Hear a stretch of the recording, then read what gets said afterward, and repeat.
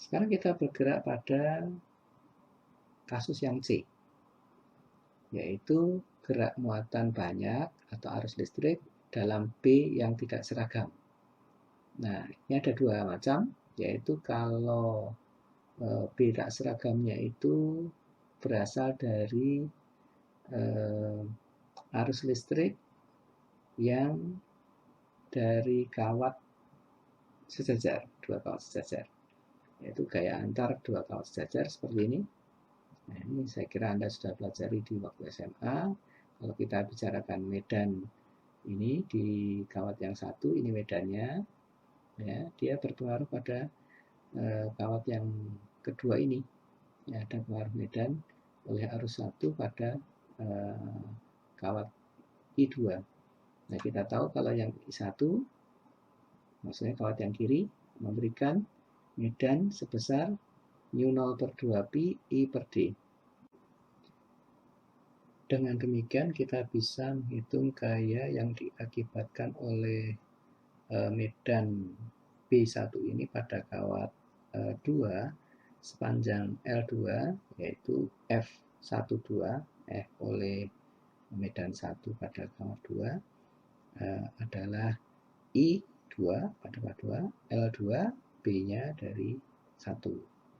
Nah, I2 L2 B1, kalau B1 ini kita masukkan, maka totalnya adalah F12 sama dengan mu0 per 2pi I1 I2, lalu ada faktor pengali L2 per D.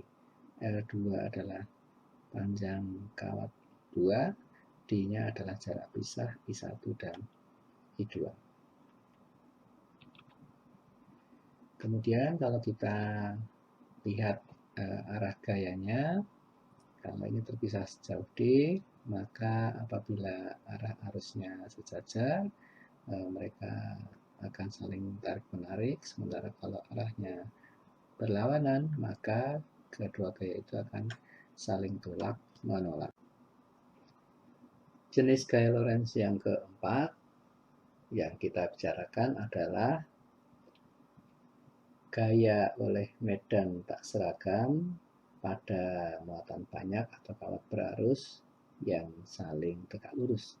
Seperti ini ada kawat vertikal dengan arus I1, kemudian yang kita bicarakan potongan yang ini, ya, yang tegak lurus terhadap I1. Ada gayanya kita sebut sebagai FBC. Nah, bagaimana cara menentukan FBC? Kita ambil potongan elemen dx, ya, panjangnya dx yang dihitung dari kawat 1 sebesar x. Jadi karena ini x, ini adalah dx. Kemudian kita hitung elemen gayanya. Elemen gayanya di FBC itu bisa kita gunakan rumus yang sebelumnya, yaitu mu0 per 2pi I1 I2, ya. Kemudian ini adalah dx, panjang elemennya dibagi x pada jarak x ini. Nah, sehingga kemudian kalau kita hitung totalnya, FBC-nya adalah integral di FBC atau integral mu0 per 2pi I1 I2 integral dari B sampai C dx per x. Nah, ini integralnya adalah ln, sehingga kemudian kita bisa dapatkan FBC adalah mu0 per 2pi I1 I2 ln titik C, jaraknya adalah ini x1 ditambah x2. Sementara B-nya adalah x1, sehingga ln x1 plus x2 dibagi x1.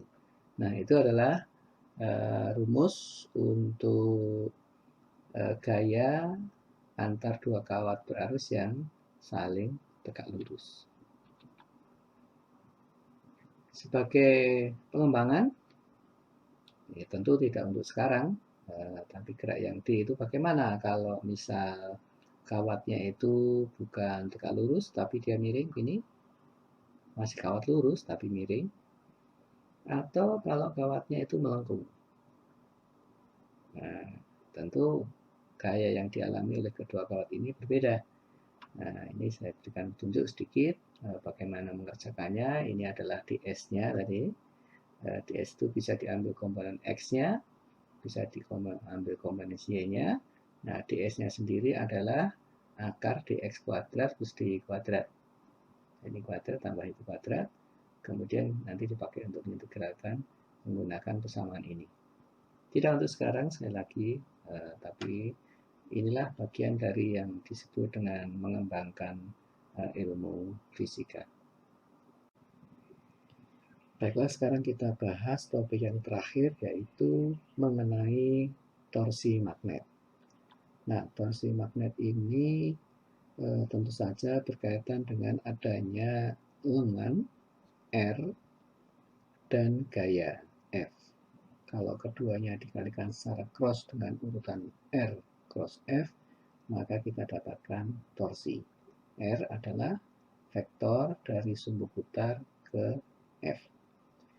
Andaikan kita memiliki segmen yang panjangnya B, ini, kemudian titik O adalah titik sumbu putar, dan kita akan menghitung momen atau torsi pada titik O ini yang terjadi oleh adanya gaya F yang lengannya di kiri B per 2 menyudut θ derajat di sini, dan ini B per 2. Nah, dengan panjang segmen B itu, maka torsi neto terhadap titik O adalah F2 kali B2 sin θ, di lengannya adalah B2 dengan sudut θ. Untuk yang F2 berarti yang ini menghasilkan torsi sekian, kemudian yang S1 menghasilkan torsi sekian. Sekarang kita lihat lebih khusus kasusnya. Jadi ada sebuah loop,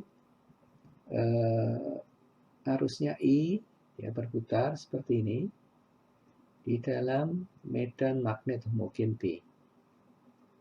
Kawat ini tertutup, membentuk sebuah loop, dan dia bisa memiliki banyak putaran sehingga menjadi lilitan. Nah, kita gambarkan yang atas ini adalah kalau dilihat dari atas, arus dan kawatnya kelihatan berbentuk persegi, tingginya ini atau panjangnya A, lebarnya B. Kemudian kalau dilihat arah arusnya adalah berlawanan putaran jarum jam.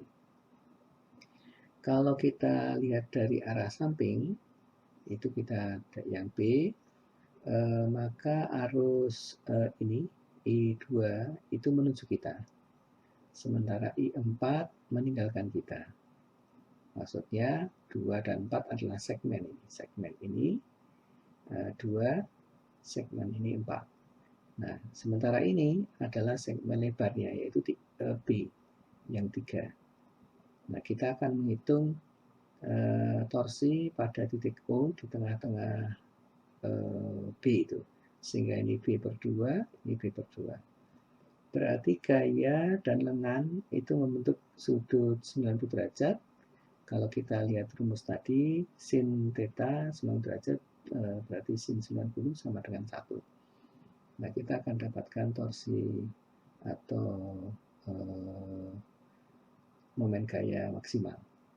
Sementara untuk yang arus melewati 3 dan 1 karena searah dengan B atau berlawanan, maka sudutnya 0 atau 180 derajat, yang ini 0 terhadap B, yang ini 180 terhadap B, maka sin 0 sama dengan sin 180 derajat sama dengan 0. Tidak ada kontribusi pada torsi. Nah, kalau dihitung, maka nanti akan menghasilkan torsi sehingga loop ini berputar. Kalau kita lihat ini, tadi θ-nya kita masukkan 90 derajat, maka torsi netonya adalah ini 1, F2B per 4, B per 2, kemudian F4 B per 2, sehingga kalau dijumlahkan IAB sin theta atau IA besar B sin theta dengan sin theta sama dengan 1, A-nya adalah luas dari loop, yaitu perkalian A dan B. Jadi, torsi total yang bekerja pada loop sebelumnya ini adalah IAB sin 90 derajat atau IAB. Dengan notasi vektor, maka torsi vektor bisa dinyatakan dengan I vektor A cross vektor B. Kalau dia membentuk sudut seperti ini, dengan A adalah vektor normal namanya, vektor yang tegak lurus permukaan loop. Nah, jadi A cross B, B-nya adalah medan magnet ini.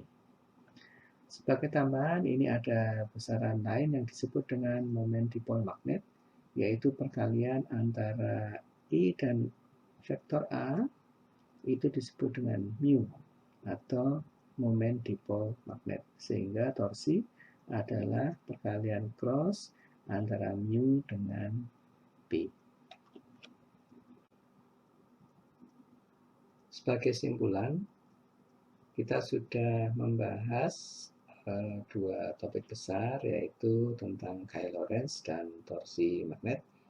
Untuk yang gaya Lorentz ada 4 yang kita bicarakan, yaitu muatan titik dalam medan magnet seragam dengan rumus F sama dengan Q V cross B, lalu muatan berupa arus listrik di dalam medan magnet seragam F sama dengan I L cross B, lalu muatan berupa arus listrik di dalam medan arus listrik lain dan yang keduanya sejajar, kita sebut sebagai F12 mu 0 I per 2 pi I1 I2 L per D, dan yang terakhir adalah muatan berupa arus listrik dalam medan oleh arus listrik lain yang keduanya saling tegak lurus dengan nilai F adalah mu 0 per 2 pi I1 I2 ln X1 plus X2 dibagi X1. Dan torsi sesuai dengan definisinya, torsi adalah R cross F, tetapi jika diterjemahkan di dalam kawat berarus berbentuk loop dengan luas A, maka torsi adalah I kali A cross B dengan I kali A biasa juga disebut sebagai momen dipol magnet. Demikian materi tentang gaya dan torsi magnet. Terima kasih, sampai ketemu lagi, selamat belajar. Sekian, terima kasih. Assalamualaikum warahmatullahi wabarakatuh.